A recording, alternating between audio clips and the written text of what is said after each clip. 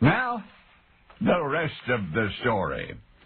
Away from the headlines and the television cameras and down in the shadowy realms where U.S. foreign policy shakes hands with the devil, there will forever be a fascination with the case we're about to discuss. It was a handful of Americans living overseas, acting independently and for their own reasons, or else the United States government was carefully, quietly engineering the overthrow of a friendly monarchy. Anyway, the kingdom's queen surely suspected the latter. She was an able administrator. Although having ascended her country's throne only a year previous, her hold on the government was less firm than it might have been. Thus, on the evening of January 16, did her people peer out from behind cracked doors in disbelief to witness the invasion of American troops.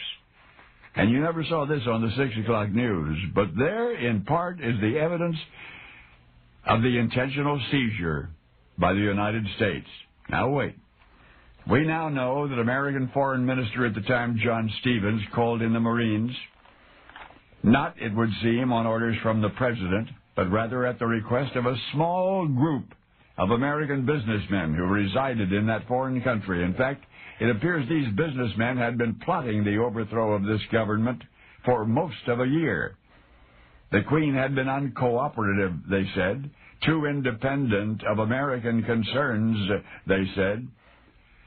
Of course, there will always be those who insist there was a conspiracy that the United States had plotted for years to bring this kingdom under control, and that the businessmen were simply part of the plot.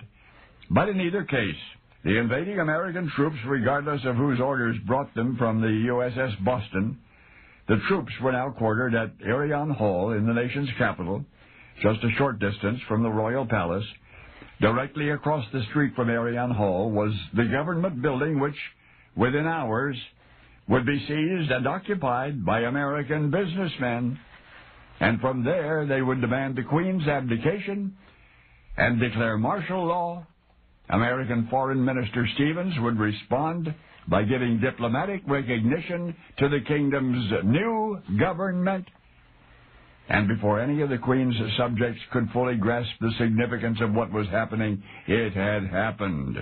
One moment their country's flag is flying over their government building, and the next, the Stars and Stripes. The President of the United States, while refusing officially to declare the kingdom an American possession, nevertheless also refused to assist the Queen in restoring her monarchy. So within 5 years, her original native-born subjects were a minority in their own country.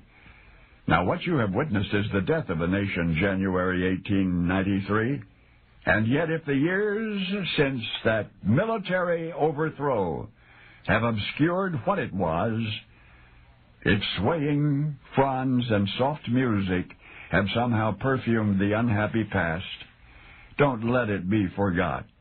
Let's not ever let it be forgot that once upon a time there was a spot where ruled a capable and dignified queen named Liliuokalani, a kingdom of Irelands called Hawaii.